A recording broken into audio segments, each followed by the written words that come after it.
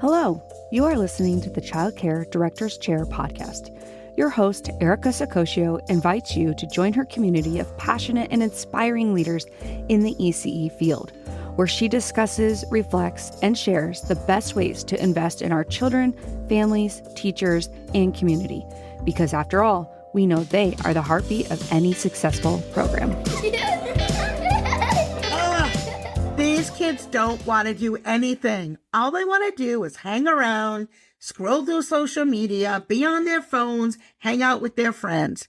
Is this something that you hear from your school-age teachers? I know, I'm a child care director just like you. So I'm glad you clicked on today's video because we're going to give you 5 ways, that's 10, 5 tips on how you can really make your program stand out. And your kids really excited to be there.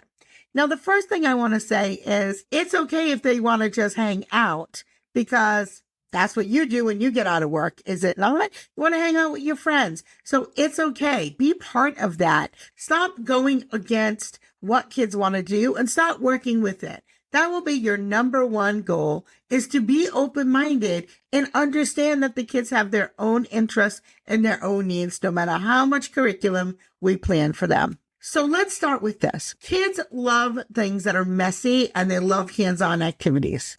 They love to experiment and they certainly love interactive games. They also love projects that let them to continue to work on it long over a period of time. So maybe they're not excited about doing that paper plate fish that you made on the curriculum calendar, but maybe they would be really excited about learning how to do something that they like. So start with an interest inventory for sure. One of the things, I'll give you an example how they love to do games. So I had a teacher, this is quite a few years back, but I had a teacher who was like, oh, these kids, they don't want to do anything. And at that time, Pokemon Go was really, really popular. I think it's coming back now, but it was really, really popular. So on the calendar, it said a scavenger hunt. And so what I did was I made photocopied Pokemon characters and I hid them throughout the school, inside and outside. And we had little points connected to each of the Pokemon characters, and each one had a different value and a different prize. And so we had the kids go hunt for Pokemon. They 100% were on board. They 100% could not wait to find the Pokemon. And then the prizes were, guess what? Connected to Pokemon, because that's what they liked. Right? So you have to know what your kids like. The other thing is, if they like social media, there are lots of things that you can do. You could build a whole month of curriculum around social media. Who invented it? Who is in charge of each platform? What does each platform do? How are they different? How are they the same? What ones are their favorite and why? What do they need to know about being safe on social media, right? If they're talking about it, let's teach. Let's talk about it. Let's meet the kids where they're at. So some fun things that you could do is you could even make some social media posts for your school. Now, don't forget to get permission from the parents, but what better advertisement for your program than the kids saying how much they love your school? So just, again, that's just an example, but there's so many ways that you can do that. I have a podcast. I love podcasting. And so we decided to do a podcast club to see how the kids liked it. And they loved it. They loved understanding how you book a guest, how to make a script, what kind of equipment do we use, what kind of lighting do we have. There was just so many pieces of it. And I don't think they ever really realized how much went into podcasting. But they did, and they got really excited. And so we started interviewing the students. And each week they got better and better at interviewing skills. Now, I don't know about you, but I think that can be a skill that can be really handy in a school-age program, especially if you're working with children who are in 6th grade, 7th grade, 8th grade, because at some point in the very near future, they'll be going out for interviews. So think about how that connects. Also, many of these children, as they get older, they may go into the media space. They may go into computers. So there are lots of opportunities because we know that's where the future is. Future jobs are there. So very progressive and a very great way to build your program, build some media around it, and have the kids be part of it. You can even have your parents be part of it too. But it's just a great way to do that, is to connect with interests that kids have and making a game out of things, whether it's a challenge that has a reward or badges or point systems. And kids just love recognition for their effort. And if you haven't figured that by now, take a look and see what motivates you. Usually somebody recognized you, or you get some type of acknowledgement for the work that you've done. Kids aren't any different.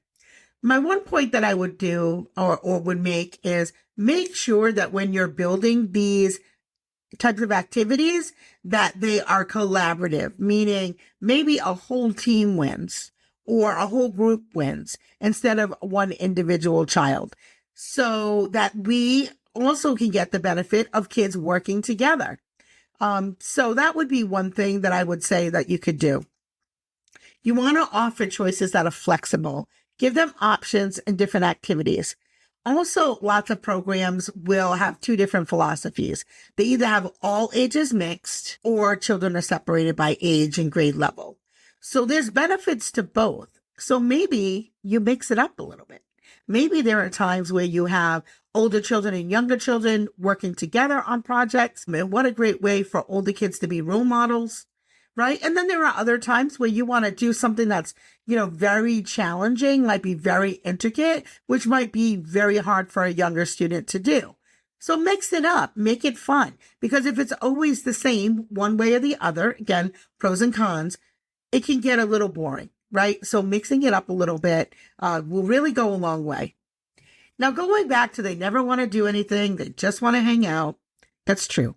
So build a space for kids to hang out where they can really build on those friendships, because we know socialization right now is really hard for students. And so the more that we can help build their social and emotional skills in a way that's meaningful, the better. So, and it also helps create that community feeling. I don't know about you, but my kids at my school have been together forever. They're not even classmates at this point. They're more like siblings. I have students who came into my program as infants who are now in like 5th and 6th grade. So, and they've been with the same kids for a very long time. So that's two things that are great about that. One, they have a real strong bond with each other. But two, when new kids come in, it's sometimes hard to break into that. I hate to use the word clique, but into the group. So be mindful of that. And so when you have these spaces where children are being social, be engaged. Not saying be Snoopy, but be engaged in the conversations. Maybe do some conversation starters as the teacher, and let's see where that goes. And beyond, like, how was your day? Like, things that are really meaningful to kids. And the only way that you know that is if you're connected and you're a part of what's going on in your school. So you have to listen and ask how, not only how they're doing, but, ask them what they feel like doing and when they feel like doing it. Because again, it's okay to allow students to have social time. I would say that's a huge part of school age programs, is having that social piece where at school, what are they told all day? Shh, be quiet. Shh, you can't talk. Once in a while, they might get a group project. For the most time, it's be quiet until I call on you. So when we get to after school programs, they want to chat, and they want to chat a lot. I'm here for it. I want to hear what they have to say. I care about what they think. I want to make sure that they are able to communicate with each other, because I can't think of any skill that's more important than communication at any age level. Now, some of the things I know my kids love to do is cooking. So how can you expand on cooking, right? One way, again, if you're saying like kids really just always want to be on their media. So maybe we find out who's our favorite chef. Maybe we look up recipes and then we take consensus of what we're going to make. Or maybe we make a calendar of 5 different recipes we're going to make in the month. But have the kids do some research. Or maybe we even give them really get strategic and say, okay, I want to make an authentic dish from Italy. Let's find what we want to make. Everybody, let's Google it now on the school tablet, etc. And then let's see what we come up with. And then we take consensus. And then we talk about an ingredient. Maybe we take a field trip to the store to buy the ingredients, or the local farmer's market and buy the ingredients. And so this is a great way to tie everything together. You can get that field trip out of it, that experience, maybe talking to the farmer about how he grew that oregano for that dish that we're going to make. And don't forget about the science that you can really pull into a cooking project as well, especially if you're making things like sauces and infusion, and how we're putting spices together, and, balancing acidity and sweetness, and balancing the things in our taste buds, and smelling, and all of the things, right? I get so excited about it. But, immersive curriculum will always get your kids excited. It has to be a full experience. We're so used to a world of, like VR. Think about VR, right? That's an immersive experience. And your curriculum should be immersive too. If it is the same boring stuff that you've been doing over and over again with the same group of kids over and over again, they're going to get bored. And probably so are you. So where's your enthusiasm? Make sure you're bringing that enthusiasm to the table. So let's see. We have got incorporate hands-on activities. Also, make sure that we make a game or experience about it. Offer choices and flexibility, letting us be able to mix it up. Big group, little group, age specific, not age specific. Where we're going to do the activity. Not every activity needs to be in the space that it was created for. Like, we can do art outside. Right? That might be different. Maybe we have open-ended art, and gosh, I hope you have open-ended art, because we do tend to get very like, this is what we're going to make today, kids. And aren't we all excited? Maybe we just bring out the materials. We bring them out to the picnic table. It's a beautiful day out. Here are 8 different types of medium. You can use chalk. You can use oil painting. You can use finger painting. Like, put out materials and let kids decide what they're going to make. And then let them tell you about it. Because we always like to tell them what they're going to learn. Let them tell you. What did you learn from that experience? What medium did you like best? Why did you like it best? What one didn't you like? Why didn't you like it? That's how we get kids excited about going to after-school programs.